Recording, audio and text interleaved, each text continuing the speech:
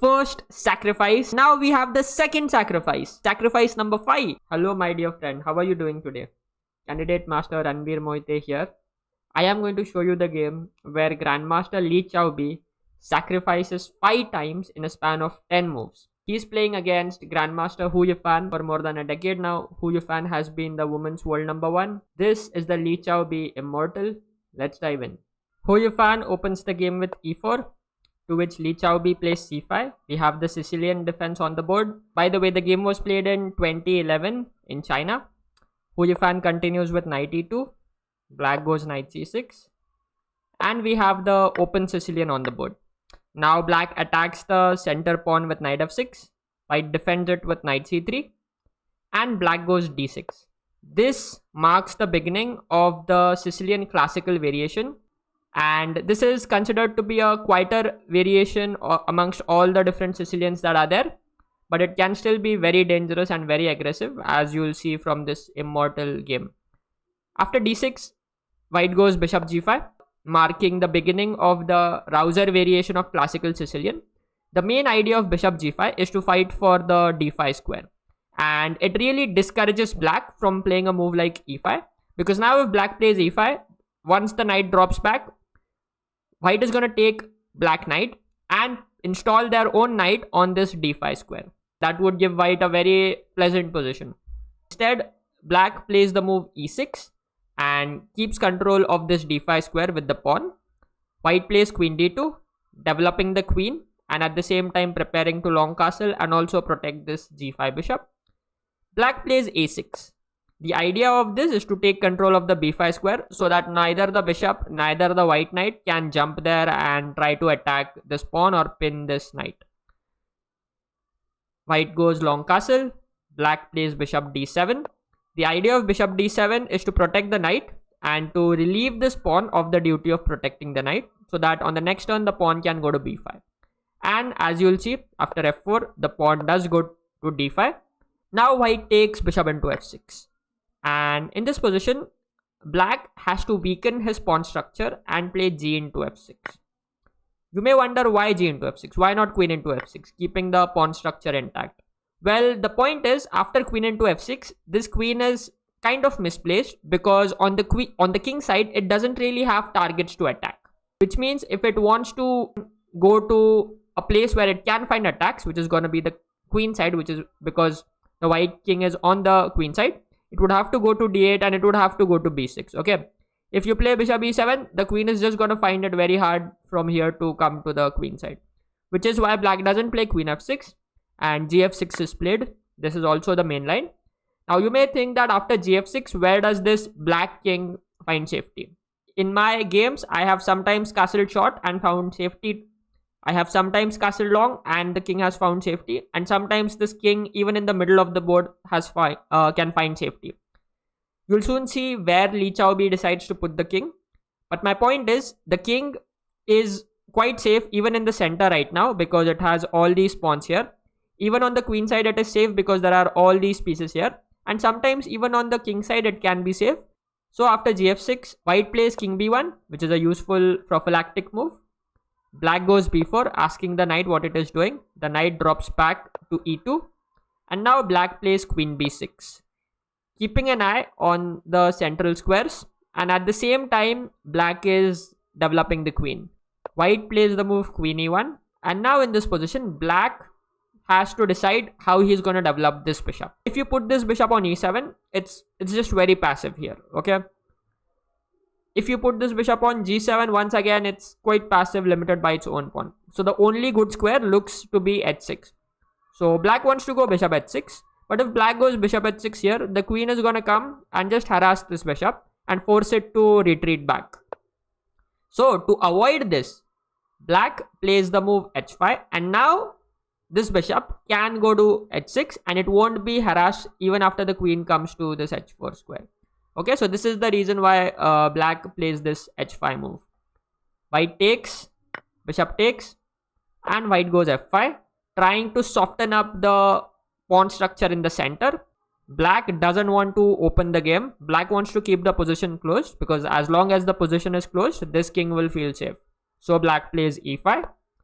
And now the white queen goes to h4, hitting this f6 pawn. How will you defend it?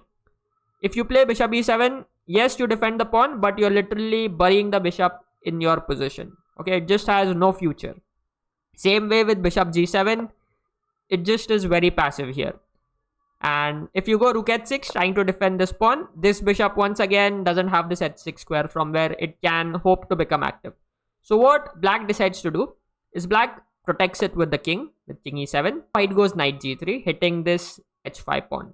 Okay, and now there are two attackers, so it's very hard for black to defend it. But instead, black sacrifices the pawn and in return decides to activate this bishop by playing bishop h6. Now the bishop is on this very nice diagonal here. White takes knight into h5. You'll soon see where this bishop ends up, but this is a very, very nice diagonal for the bishop. Now there are two attackers on this f6 pawn. So the bishop has to defend with bishop g5. And after queen g4, black plays a very nice defensive and attacking move with queen c5. Point of queen c5 is that it defends this d6 pawn, so that anytime, let's say, white is able to create two attackers, the pawn is sufficiently protected. And at the same time, the queen is on a nice semi-open c file from where it targets this c2 pawn. White plays h4, dislodging the bishop, and the bishop goes to e3. White gets this rook to h3 to cover along the third rank. Black plays a5, and black is starting to create an attack on the queen side. White plays queen f3, asking this bishop where it is going to go, and the bishop goes to d4. And this is the dream position for this bishop on f8. So as we saw, it went from f8 to first h6, then to e3 and to d4. And on d4, it's very happy. It's going to help black to create a massive attack against this king. White plays knight g3, getting his knight back in the game. Black plays the move rook h8, getting this rook on the c file from where it can help pressure on this c2 pawn. And now to defend against it, white plays the move rook d2. Before we go forward, just see that black's king in the middle of the board is completely safe. Okay, thanks to all these pawns surrounding it. Whereas white's king is kind of starting to feel the heat already. Okay, because all of black's pieces are concentrated against this king. Whereas white's pieces are just not able to create any threats against this black king here. So now after rook d2, we have the first sacrifice in the game. Li Chao B plays the move bishop to c3, attacking the rook. And now if you take the bishop, black is going to take, and after this rook retreats, there is a checkmate with queen b4, king c1 and queen b2. It's going to be game over. So white cannot take the bishop. The rook has to go back. The rook drops back to d1, and now the bishop comes to a4. And with this move, not only is this bishop attacking, but it is also helping this rook and the queen connect better. And these pieces are also now starting to put pressure on this c2 pawn. White decides that this bishop should not see the c2 pawn and plays the move b3. And now we have the second sacrifice. Bishop into b3. Black gives up the bishop. Li Chao B gives up the bishop. C into b3 was played in the game. I'll quickly show you what happens after a into b3. Black just opens the a file so that this rook can come into the game. And after bishop c4, black takes, and the rook just comes in the game. And after this, the queen is going to come with the next move being queen to a3, and this king is going to be just checkmated very, very soon. So this move a into b3 doesn't work, which is why in the game white took c into b3. And once again, black continues with his plan a4, trying to get his rook in the game. White defends it with the move bishop to c4. And now black takes this. White takes this. Black decides to sacrifice one more time. Can you find it? Black plays the move rook into a2. Third sacrifice in a row. If white doesn't take, then the black rook can come to b2, and it's just there are just too many threats surrounding the white king. So white decides to take. Black plays the fourth sacrifice in the game. He goes b3. The idea is to open up this diagonal for the queen to come into the game. White just has to take this pawn. He just doesn't have enough time to get any of these pieces in the defense. Black plays the move queen a3 now. Now there is a threat of checkmate on b2 square. So white king decides to run with king c2. But now comes queen to b2 check. The king runs. Black plays a very quiet move, bishop to a5. The idea is to get this rook in the attack and to give a checkmate. Also, I would like to highlight one more point here. In opposite colored bishop positions, the side which is attacking has the advantage, and this game is a very good example of that. All the dark squares that you see that are near the black king, all of these can be very easily taken control of by this bishop. Whereas this bishop, it can never in its entire life control any of these dark squares. Okay, that's why the side which is attacking in the opposite colored bishop positions often is considered to have an extra piece in attack. White doesn't want to allow this rook to land on c3, so white plays bishop to c4. But now black went for another sacrifice. Sacrifice number 5. Rook takes c4. Boom. And once again, white's defenses are just crumbling.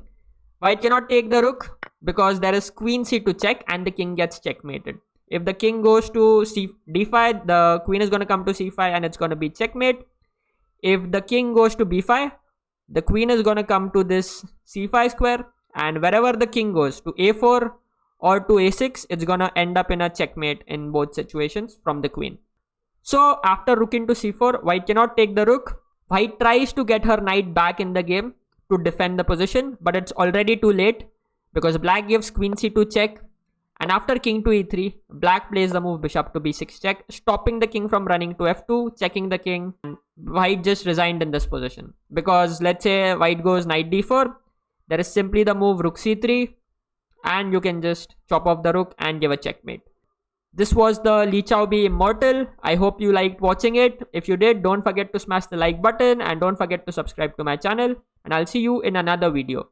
Bye bye.